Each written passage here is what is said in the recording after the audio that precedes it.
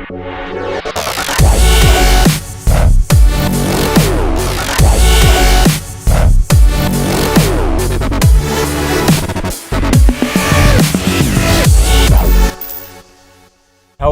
and welcome everyone to the 13th episode of Inside AMG, where we have arrived at the letter M. And M is going to be a topic that is very close to my heart, motorsports. Of course, you know, motorsports and AMG have been interrelated for as long as the brand exists. We've celebrated many successes over the years, and lots of motorsports technology has made its way into our cars, like for instance into the car that I'm sitting in right now, the Mercedes-AMG GT Black Series. And in the last episode, you've seen what this car is capable of when it broke the lap record for road cars on the Nürburgring Nordschleife. So today we're going to dive deep into the motorsports topic. We're going to meet two experts in today's show that are going to tell us everything about AMG's very own motorsports program. We've been running a customer racing program for the past decade, and I'd say we go on, meet the guys, and they'll tell you all about it.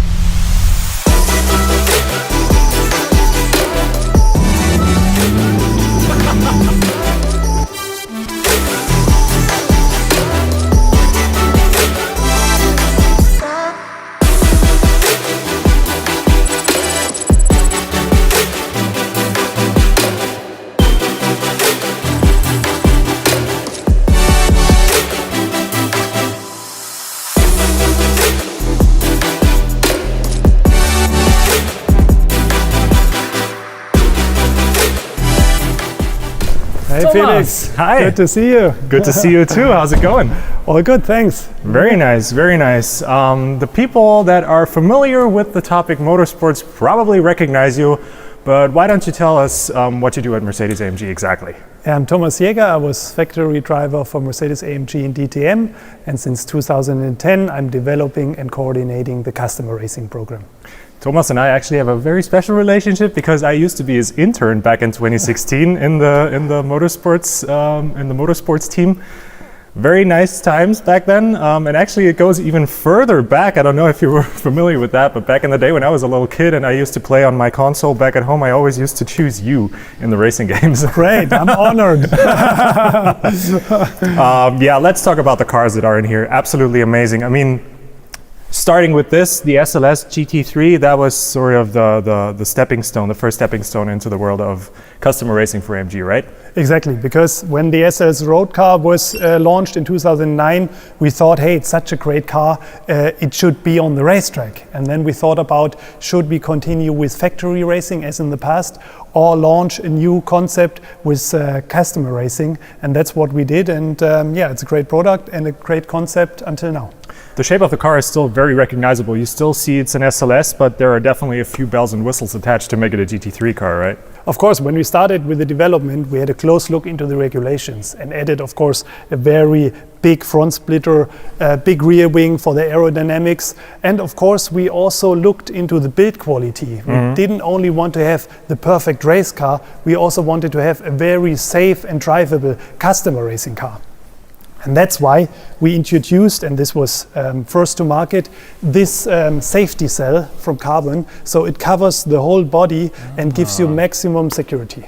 That was a first back then. Exactly. So in combination with the adjustable pedal box and the moving steering wheel, this was completely new. Usually you have an adjustable seat, and we took it over to the other models to have the maximum or best safety standard on the market. Probably a lot of challenges you were facing when turning this car into something that is very safe and bespoke for the racetrack. I mean, this is not an easy car. This is a very complex car. I mean, this thing alone is probably a nightmare to deal with when you want to turn it into a lightweight, bespoke race car and such.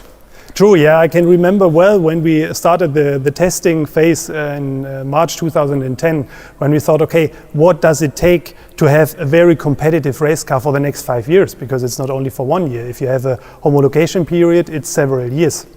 So we put all our knowledge from customer sports, from my past, also from factory racing, into this product. And we won many, many races. So we can really be proud of this Mercedes-AMG.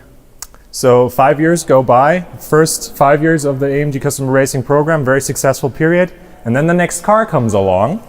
Of course, then we thought, the new GT is coming. So what we can do with this car. It's a great car as well, and we started quite early to put all our knowledge, our experience into the new Mercedes-AMG GT3. Absolutely stunning. I can remember the period 2016. I was actually, as an intern, closely intertwined within the development process of the car. I can really remember the struggles we had to go through, but the very high rewards we had in 2016 at the track. How was it for you, that amazing year 2016? Yeah, it was really impressive because after all this long days, long nights, putting a lot of efforts into the development of this car, then to have the quadruple victory at the 24-hour Nürburgring in 16, that was really amazing. I can remember the days leading up to the race, very tense, a lot of things that need to be prepared. How do you pull something like that off, a quadruple victory? Like what needs to come together to achieve something amazing like that? Well, first of all, it's the product. The product is very reliable, it's drivable. That's very, very important because on Nürburgring Nordschleife you need a car which you can trust, where you feel comfortable, because it's very slippery in wet conditions. You have high grip in dry conditions, day, night, you need good lights and everything. So the overall package of the car must be perfect. But also teams and drivers need to work together in the best possible way. Otherwise, it's not possible to succeed in motorsports. So looking at this car, like I said with the SLS as well, the shape is very recognizable. You have to attach, of course, many different parts to make it GT3 worthy and fit for the racetrack.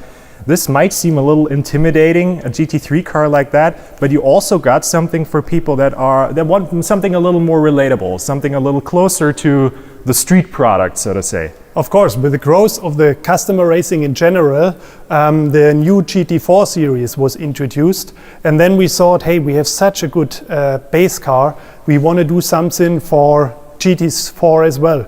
So we have the Mercedes-AMG GT4 developed back in 2017, launched for 18, and this is a great car as well. Of course, fits to the regulations of GT4, but it was also very nice to develop this car.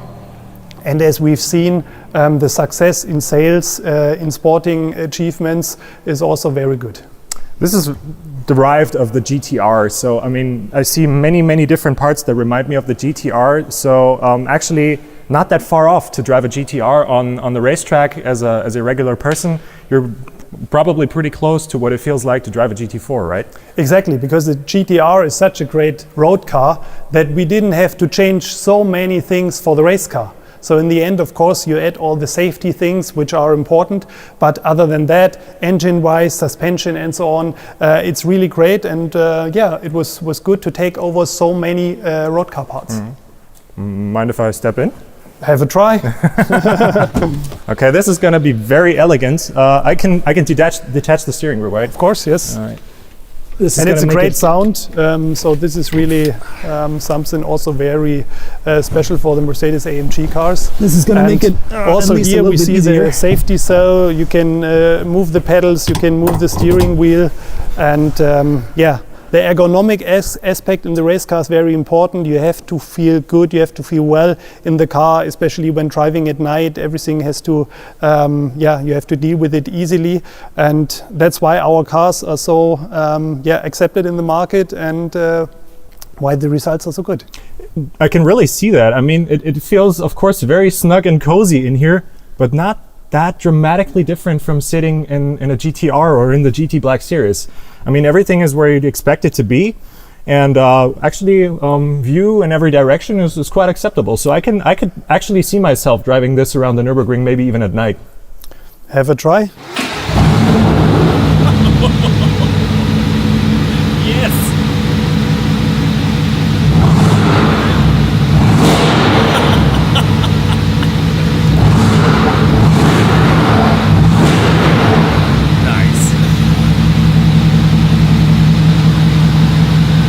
Oh yes, that's what it's all about.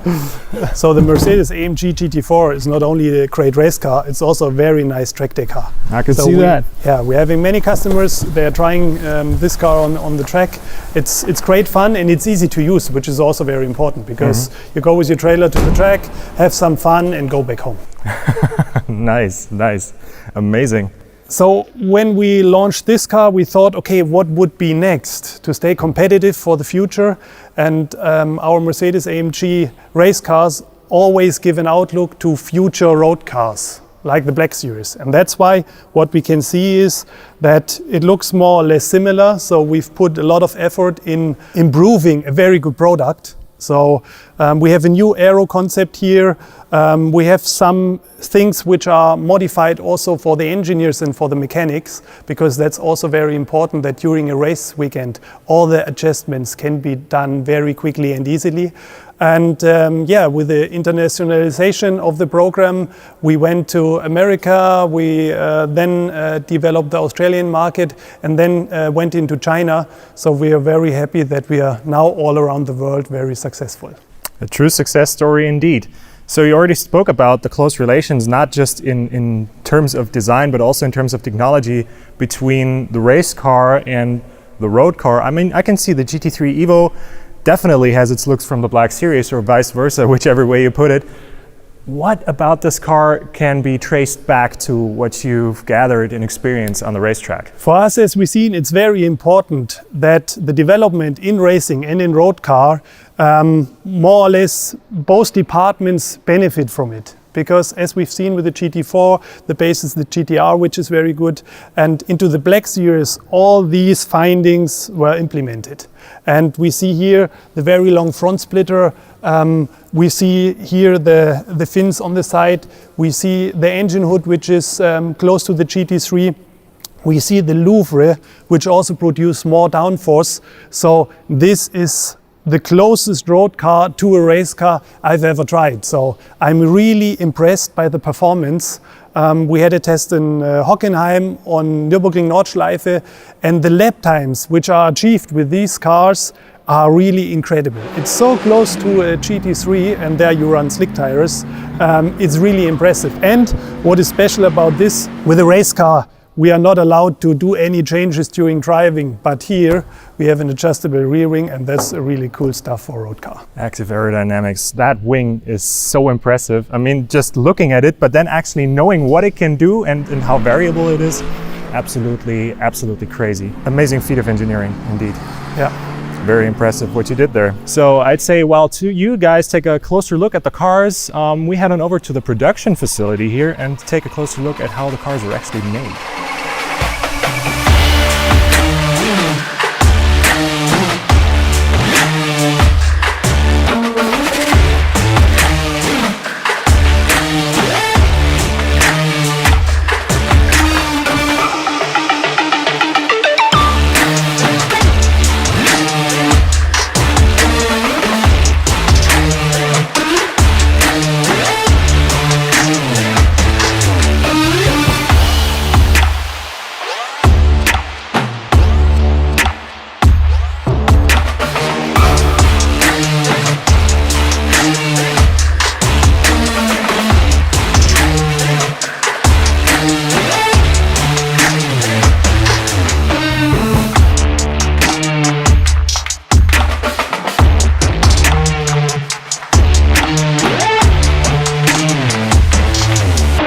Stefan, hi. Nice to see you again. Hi Felix. How's it going? It's going good. Thank you. Very nice. Stefan actually used to be my old boss at AMG, so why don't you tell the guys at home what it is that you do at AMG? Okay, I'm Stefan. I'm head of customer racing, and I'm responsible for the AMG Motorsport operations. So Thomas already told us a lot about the different cars that we have in the portfolio for customer racing. Now I want to see how they get produced. How do they get made? What's the specialties about this facility that we're in right now? Let's have a look at where we are. So what we can see here is the heart of our AMGs. This is our Mercedes-AMG 6.3 liter natural aspirated engine, which is made in our plant from Mercedes-AMG mechanics, one man, one engine.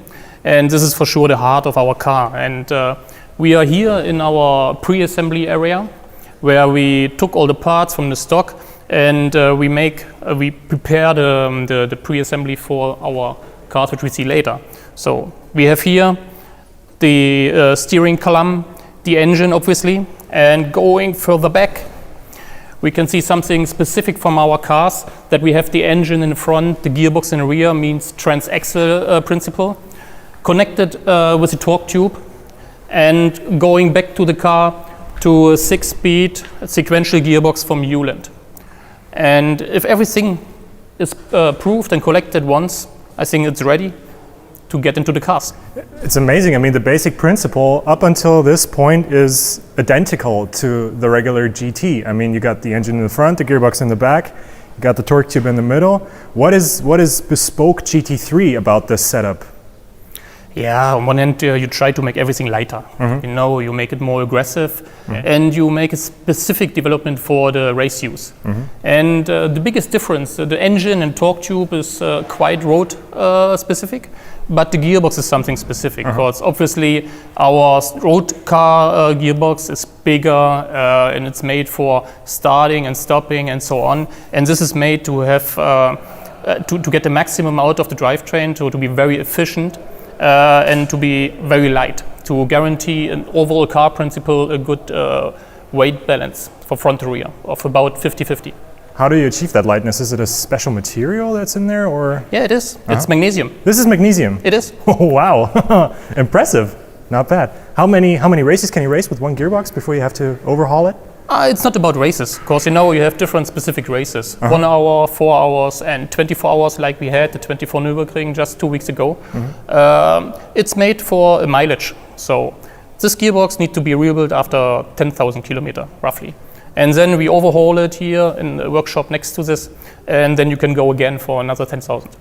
Crazy. Everything happens in a very, very close perimeter. I mean, the engines get produced right around the corner. Everything gets assembled here. Overhauling happens here. Yes. That's pretty impressive.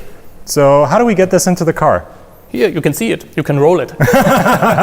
So we take a look further down the production line? Cool. Let's do so. Awesome.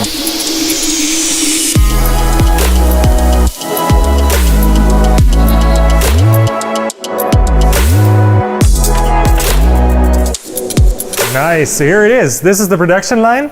It is. This is the start of everything. This is the start of everything, and this I recognize, a GT chassis. That's pretty much the same one as in the production car, right? It is, at least the core of it. You see some cuts here and there, a different... There's a pretty big hole there, yeah. It is, and it's not centered, so it's not a roof window. It's a so-called roof hatch.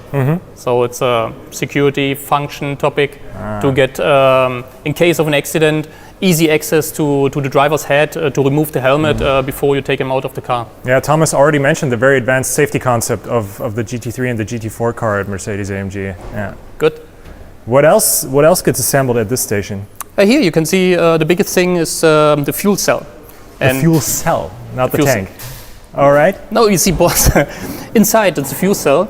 And what you can see here out of CFK, it's a firewall. It's a sealed case for the fuel cell, which is also out of a kind of rubber, which secures if the cell is damaged that no fuel is coming out in the passenger, in direction to the passenger. So. Yeah, this looks pretty sturdy, I gotta say. I mean, this is just a huge block of carbon fiber.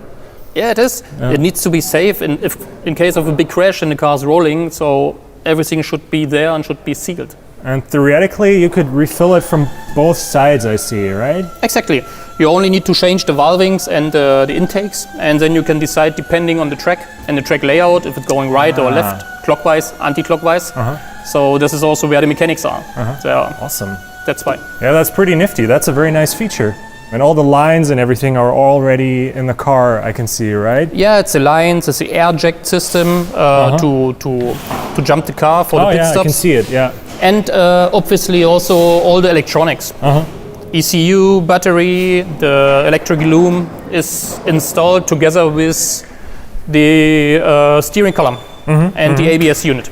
Ah, yeah, there I can see it. So pretty much what we see, it's a finish of stage 1 of our production line. So all the innards, all the vanes are in the car, and then we move on from there.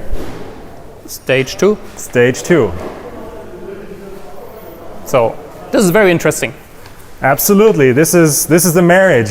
You saw our drivetrain pre-assembled. We talked about it before, and Here it gets married to the car, so to the chassis. It's crazy. When I look further down the line, and the last time I was here, I think it was roughly 4 years ago or so, and all the cars were turned 90 degrees, and it was just one or two or three persons working on one car from start to finish, and now it actually looks like a production line, like you shifted everything. Yeah, it is. It is. This was with introduction of our GT4 car in 2018. We changed the way how we assembled the car. Because you're right, starting with the SLS and then also with the GT3 in 2016, we had a single car assembly. Each workstation had 2-3 mechanics, and they assembled the car from the scratch, from 0 to 100. And at the end, it was a quality check, and then it gets delivered to the customer. And with more cars, because this line going through GT4 and GT3 cars, even if this is not a full automatic system, so you can't see any robots, still it's a lean process and helps us. Yeah, I can imagine. And now here, when the marriage is done, like how many cars do you get through that production line in a certain period of time? Up to 3 cars per week. 3 cars per week? Yeah. Wow, with that amount of actual manual labor that goes into their manufacturing, that's not too bad. The good thing, if you imagine that you always have a process in station by station, then you can imagine that it's possible. Yeah, I can see that. Pretty cool. Where do we go on from here? Marriage is done, and then we go to the next station.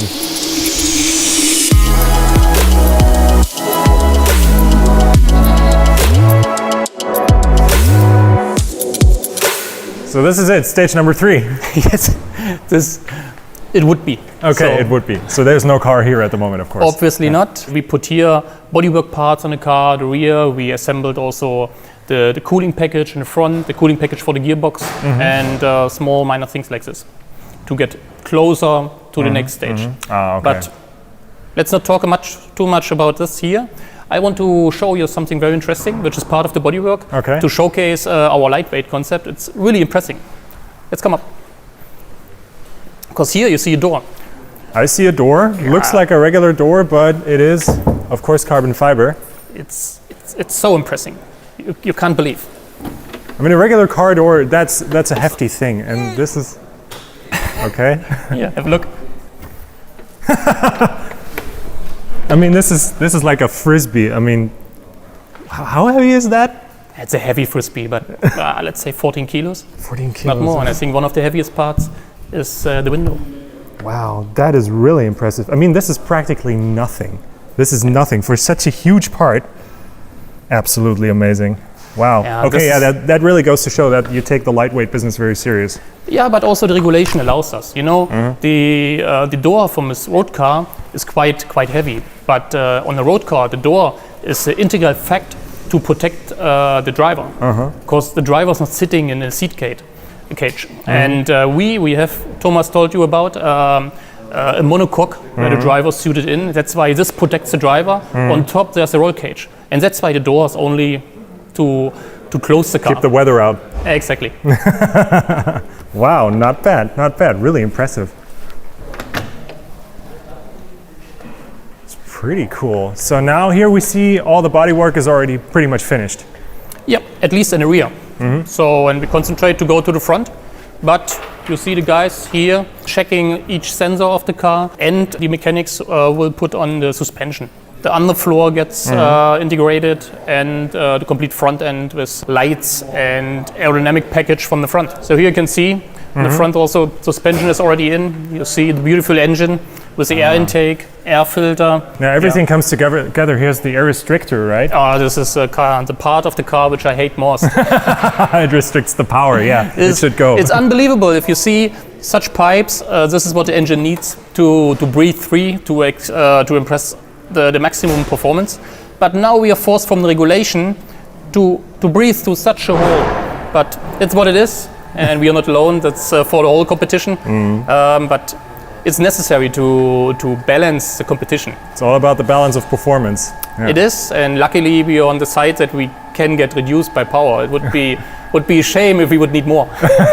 True, definitely.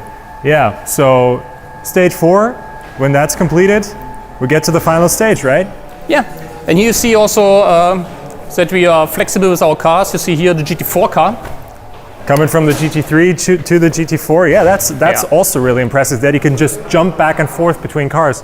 Yeah, it's for the mechanics also something that they not only do the single car, always the same work.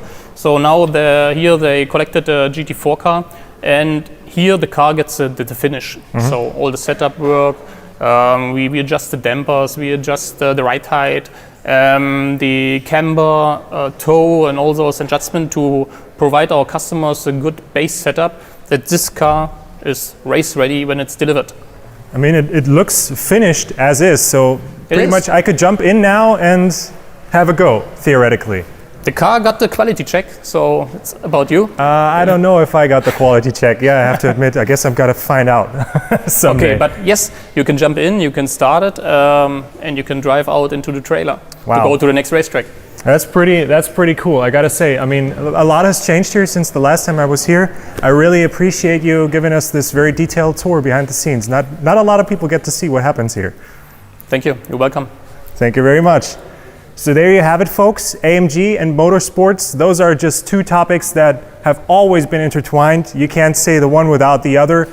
We have our roots in the realm of motorsports, have celebrated many successes over the years, and this year, as I've said, is the 10-year anniversary of our customer racing program. Thanks to Thomas and Stefan for showing us around. It was a thrill today to go back to my old department where I started my career at AMG. And yeah, I hope you guys liked what you've seen, so don't forget to leave us a thumbs up. Also click the subscribe button, click the little bell so you get notified whenever we upload something new. And yeah, see you in the next one. Bye-bye.